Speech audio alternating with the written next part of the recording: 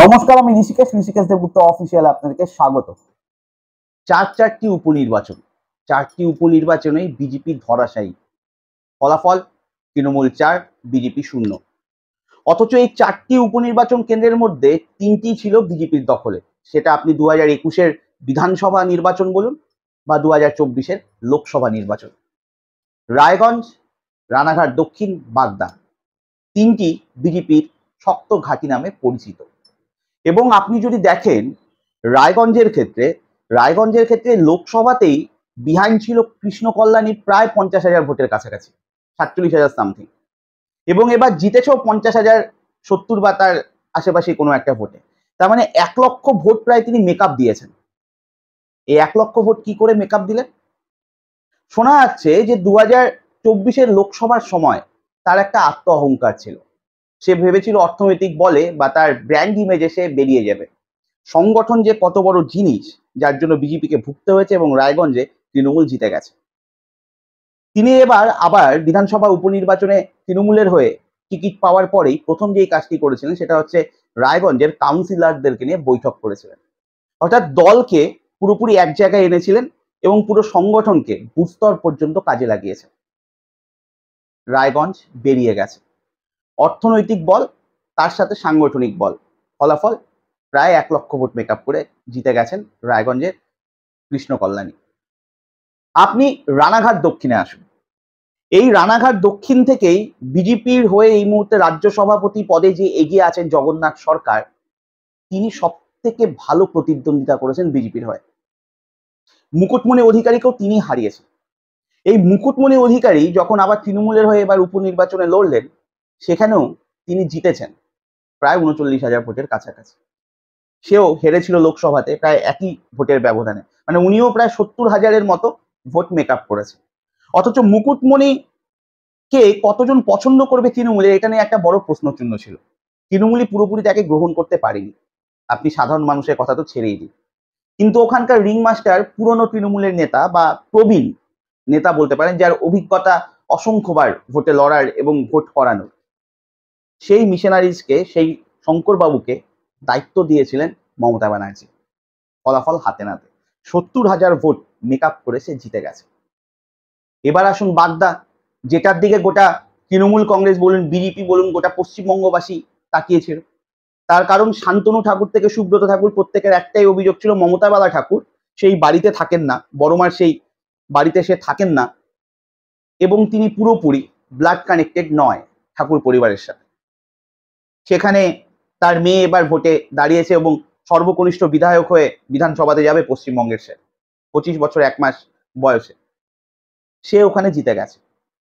গোষ্ঠীকন্দলের একটা ছোটখাটো বিষয় ছিল, কিন্তু তার থেকেও বড় গোষ্ঠীকন্দল ছিল বিজেপির।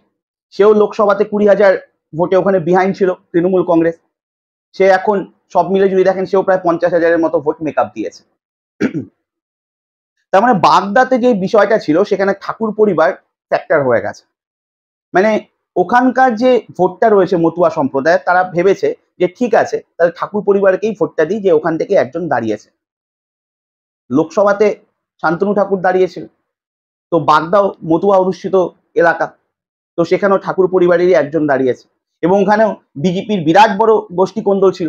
বিজেপি যিনি দাঁড়িয়েছেন তার বিরুদ্ধে ওখানকার স্থানীয় বিজেপি একজন নেতা দাঁড়িয়ে পড়েছিলেন, স্থানীয় বিজেপি নেতারা তাকে সাহায্যও করেছে। এবং যেদিন ভোটের টিকিট বন্টন হয় বা এই নির্বাচনটা ডিক্লেয়ার হয়েছিল, ঘোষণা হয়েছিল, সেদিন থেকে একটি নাম ভেসে আসে যে শান্তনু ঠাকুরের স্ত্রী ওখানে দাঁড়াতে পারেন। তো শান্তনু ঠাকুর ওখানে কতটা খেটেছেন, যদিও স্ট্রং রুমে আগের দিন রাত্রের থেকে তিনি পাহারা দিয়েছেন, তাতে লাভ হয়নি। কারণ ভোট যা হওয়ার তো ভোটের দিনই হয়ে গেছে 10 তারিখ, সেখানেও হেরে গেছে। এবং যেটা হলো সেটা হলো ঠাকুর পরিবারে আবার আড়াআড়ি দুটো সংগঠন হলো এবং দুটোই শক্তিশালী সংগঠন।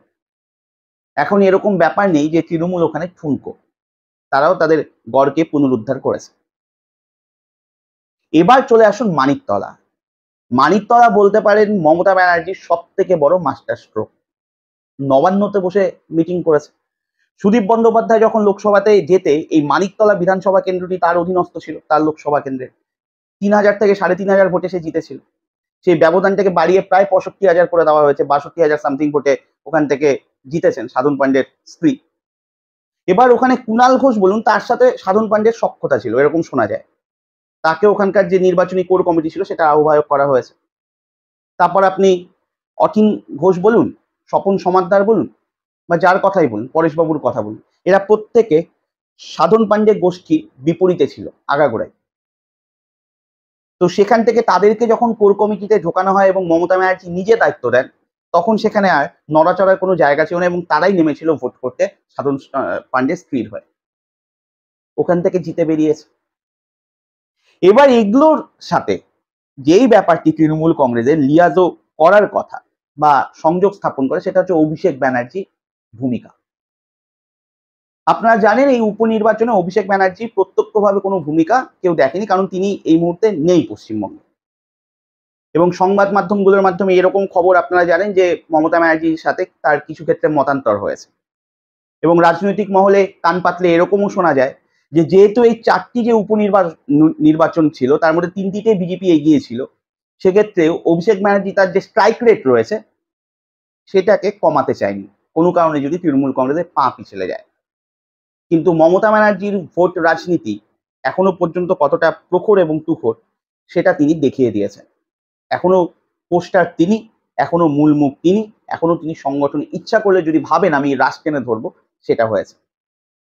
তার সাথে এই যে উপনির্বাচনের আগে দলের মধ্যে শুদ্ধিকরণ, প্রশাসনিক স্তর থেকে শুরু করে দলীয় স্তর, রাজ্য থেকে বুথ স্তরের নেতাদেরকে ধরে ধরে তিরস্কার করা, তাদেরকে বকাঝকা করা, তাদেরকে সঠিক পথে নিয়ে আসা, এবং তৃণমূল কংগ্রেসের ভিতরে দুর্নীতি হচ্ছে তার অজান্তে হচ্ছে, সে এটার সাথে জড়িত না, তৃণমূল কংগ্রেস ঠিক আছে, মমতা ব্যানার্জি ঠিক আছে, দলের কিছু নেতা ঠিক নেই, এই যে বিজ্ঞাপনটা সকলের সামনে তুলে ধরা, সেটাতে কাজের কাজ হয়ে গেল, তারা জিতে গেল। এবার আপনারা বলতে পারেন এ তো ভোটের নামে প্রহসন হয়েছে। দেখুন এই মুহূর্তে যদি পশ্চিমবঙ্গের ভোট রাজনীতির সংস্কৃতি দেখেন, এটাই চলবে। আর যদি বিজেপি ভেবে থাকে যে আমরা কেবলমাত্র ইলেকশন কমিশনে গিয়ে নালিশ করব, অভিযোগ করব, সেন্ট্রাল বাহিনীকে অভিযোগ করব, বা কিছু কিছু ক্ষেত্রে অভিযুক্তও করব, তৃণমূল কংগ্রেসের দালাল বলে আখ্যায়িত করে দিব, এইভাবে কিন্তু ভোটে জেতা যাবে না। উপনির্বাচন সরকারি পক্ষে হয়, ঠিক আছে, মানিকতলায় লিগ ছিল, আমি এর আগেও যখন আমি প্রেডিকশন করেছি আমি বলেছিলাম যে মানিকতলাতে তৃণমূল কংগ্রেস জিতবে এবং বিজেপি কোনো কারণে যদি বাগদাতে মুখ তুবড়ে পড়ে আপনারা অবাক হবেন না। কিন্তু আমিও বিশ্বাস করুন ভাবিনি যে রায়গঞ্জ আর রানাঘাট দক্ষিণ এই দুটো জায়গায়, বিশেষ করে উত্তরবঙ্গের মধ্যে পড়ে রায়গঞ্জ, যেখানে বিজেপি মানে শক্তিশালী ঘাঁটি বা শক্ত ঘাঁটি বলে জানা যায়, সংগঠনও মোটামুটি রয়েছে সেখানে, তারপরেও সেখানে হারতে হয়েছে। এটা খুব কঠিন ব্যাপার। এটা নিয়ে বিজেপির ভাবা উচিত, যতই উপনির্বাচন সরকারি পক্ষের দিকে যাক না কেন। তার মানে এখান থেকে তো একটা সূত্র ধরে প্রমাণিত হয় যে মোদির হাওয়া বেশি থাকুক কম থাকুক, মোদির জন্য লোকসভাটা উঠতে যায় বা আর একটা পরিপ্রেক্ষিতে এখানে ভোট হয়, সেটা হলো তৃণমূল কংগ্রেস তো সরকার গঠন করতে পারবে না, মোদি প্রধানমন্ত্রী হবে ওখানে ভোট দিয়ে। তার মানে বিধানসভা ভোট যদি হয় তাহলে মানুষের অভিমুখ, মানুষের রায়, মানুষের সমর্থন এখনো মমতা ব্যানার্জির দিকেই রয়েছে। সবখানে লিড পেয়েছে। যেই শহুরে ভোট মুখ ফিরিয়ে নিয়েছিল রায়গঞ্জে, তারাও আবার তৃণমূলকে সমর্থন করেছে। এই জায়গাটা নিয়ে ভাবতে হবে। সুকান্ত মজুমদার এবং শুভেন্দু অধিকারীর কাছে এটা অ্যাসিড টেস্ট ছিল। আপনি যেভাবেই ধরুন, যতই সন্ত্রাস বলুন, যাই বলুন, এখানে তারা আবার ব্যর্থ হলো। তার মানে মুখ যে সামনে রয়েছে সেটা নিয়েও সমস্যা রয়েছে বিজেপির।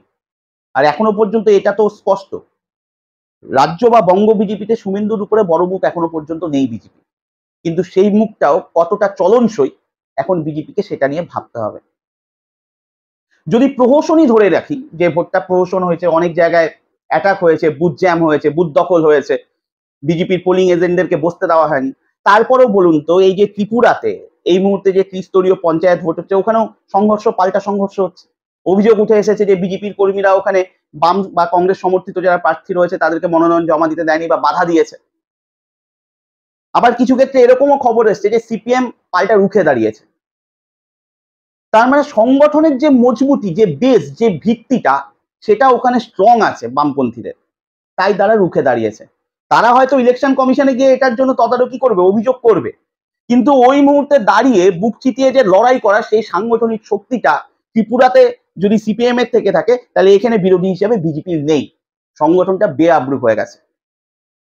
মন্ডল সভাপতি পর্যন্ত চলে, বুথ স্তরের যে সংগঠন সেখানে গিয়ে এখনো কিন্তু কাঙালের দশা বিজেপির।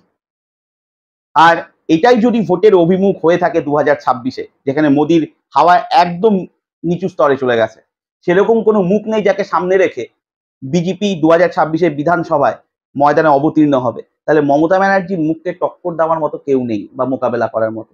তাহলে তো গোটা মাঠ ফাঁকা এই মুহূর্তে।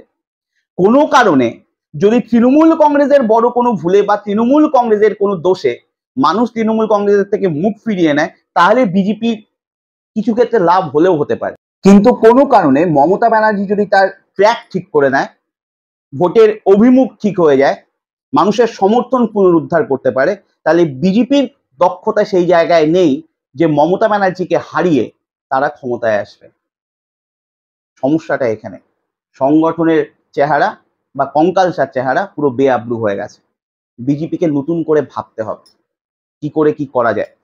আমি আবারও বলছি, উপনির্বাচন যতই সরকারের পক্ষে হোক, রায়গঞ্জ বলুন আর আপনি রানাঘাট দক্ষিণ বলুন, প্রায় 80,000 প্রায় 1 লক্ষ ভোট মেকআপ করা বাড়ির দানা। সাংগঠনিক দুর্বলতা থাকলেই বা মুখের অভাব থাকলেই এটা সম্ভব, তাছাড়া নয়। আপনাদের কি মতামত অবশ্যই জানাবেন। নমস্কার, ভালো থাকবেন।